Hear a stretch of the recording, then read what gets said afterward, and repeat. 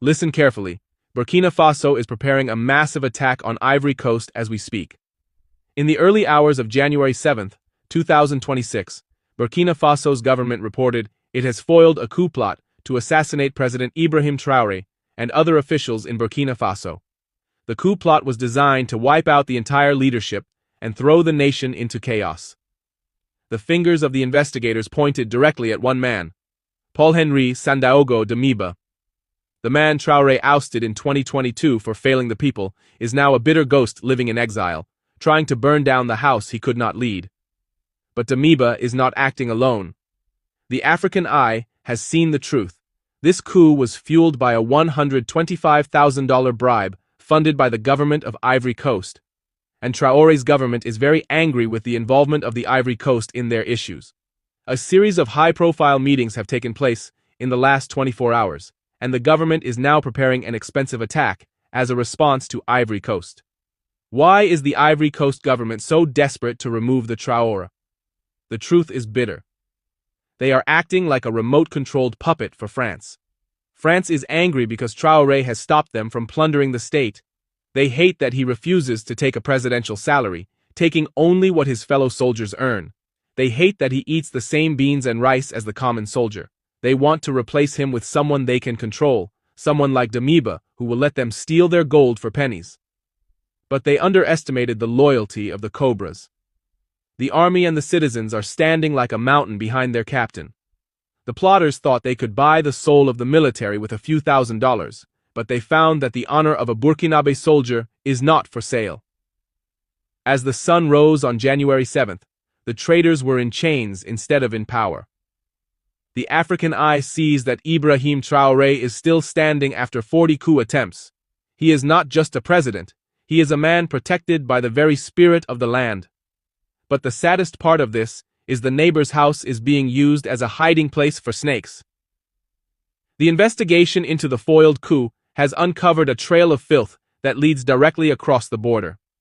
The African eye has seen the documents, and the truth is enough to make any patriot weep. Statements from the Burkinabe government confirm that the bitter exile, Paul-Henri Sandaogo Damiba, didn't just plan this with words. He planned it with Ivorian money. Intelligence reports revealed a shocking figure that has ignited a fire in the hearts of the Burkinabe people. The government of Ivory Coast funded Damiba with a staggering $125,000 specifically for bribes and to buy sensitive security information from traitors within the ranks. Imagine that. While the government is fighting terrorists in the Sahel, a fellow African nation is opening its treasury to fund the assassination of another leader. They wanted to buy the security officials like they buy cocoa on the market, but they forgot that the Cobras of Traoré are not for sale. But why? Why is the government in Abidjan so keen on removing Captain Traoré? The African eye sees the strings of the puppeteer. Ivory Coast has become the last stronghold for France in West Africa, the remote control that the West uses to destabilize any nation that dares to be free. France is angry. They hate the development in Burkina Faso because it is a bad example for the rest of Africa. If Traoré succeeds in refining its own gold and rejecting IMF loans, every other African citizen will start demanding the same. To stop the fire of sovereignty, they are using Ivory Coast to try and put out the light of the revolution. The government in Ouagadougou is no longer asking questions. They are making a vow of retaliation. Traoré has seen how Ivory Coast supported terrorists to destabilize his borders, and now they are funding coups. The captain has spoken. We will not let this slide. If the Ivorian government wants to be the puppet for France, they must be ready to face the wrath of a nation that is tired of being played.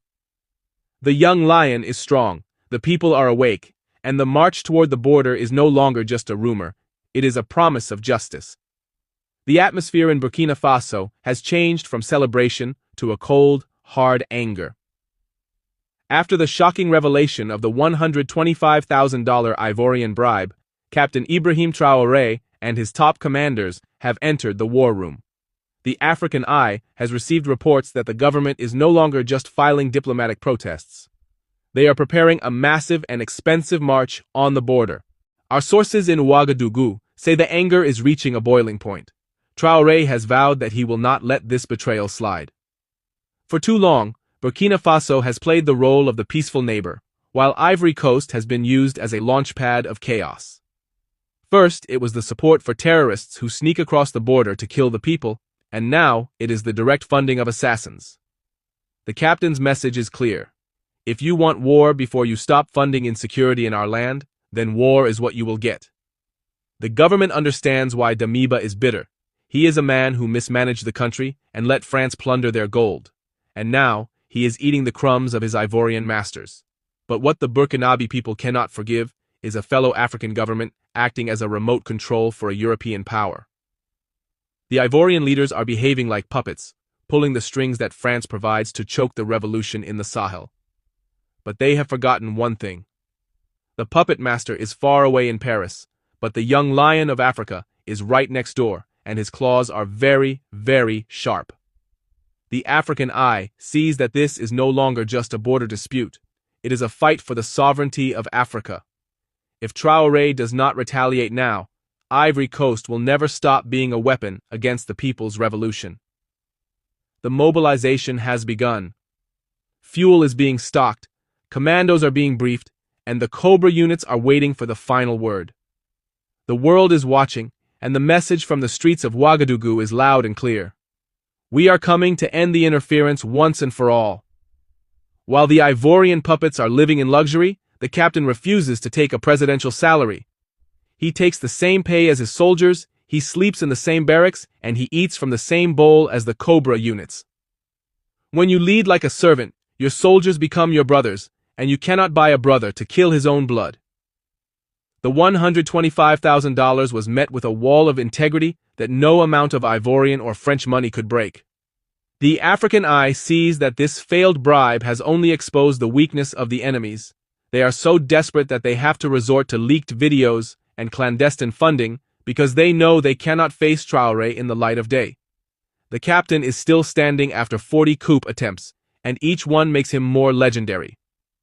The Ivorian government is playing a dangerous game, acting as the remote control for France, but the battery of that remote is running low. The young lion is awake, and he knows exactly who paid for the cage they tried to put him in. The spirits of the land have joined the battlefront. While the Ivorian puppets were counting their $125,000 in blood money, they forgot that Burkina Faso is not just a piece of land. It is a sacred territory protected by the breath of the ancestors. Yesterday, a historic and terrifying event took place that has sent a cold shiver down the spine of every trader in West Africa. The traditional leaders of Burkina Faso have officially entered the war.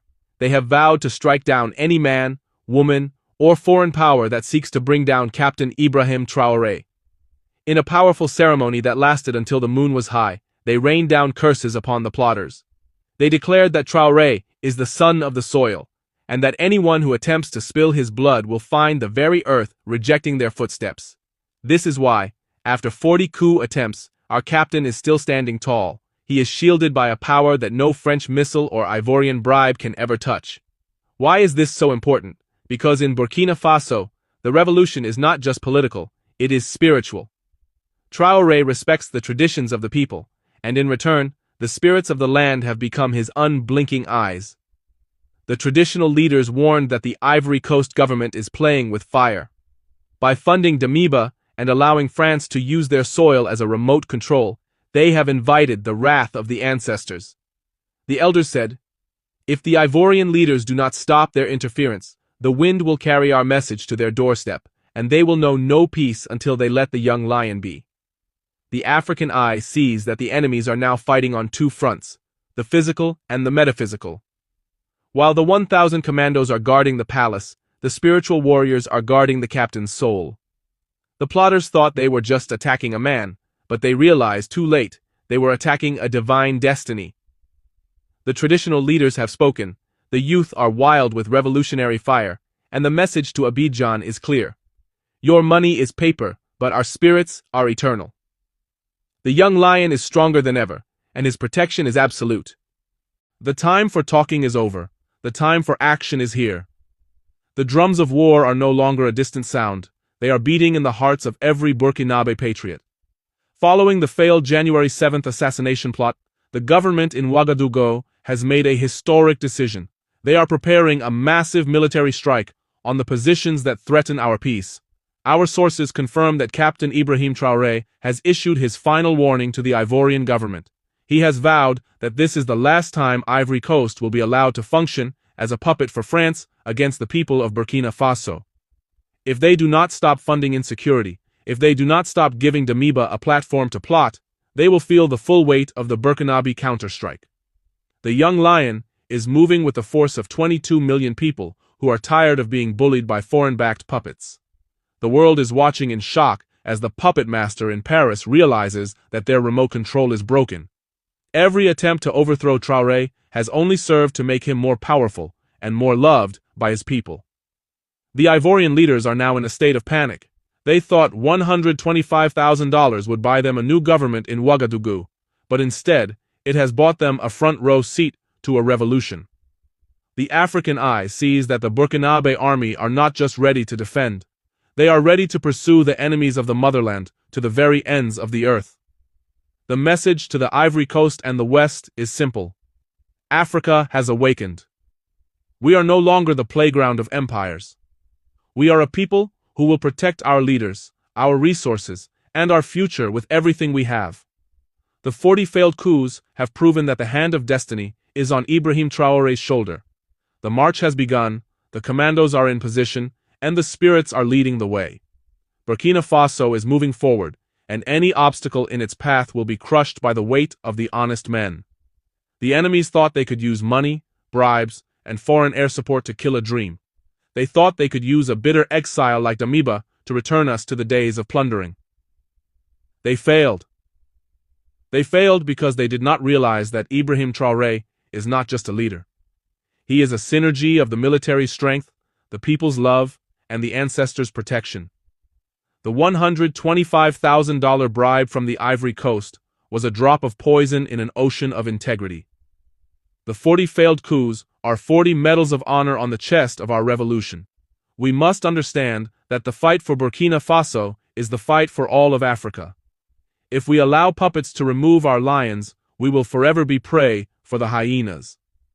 As the Burkinabe army marches toward the border to secure our sovereignty, we must stand with them in spirit. The time of being controlled like a remote by France is over. The time of selling our resources for cheap is over. The time of the honest men has finally arrived, and it is a time of glory, strength, and total independence. The lion is in control, the ancestors are rejoicing, and Burkina Faso is invincible.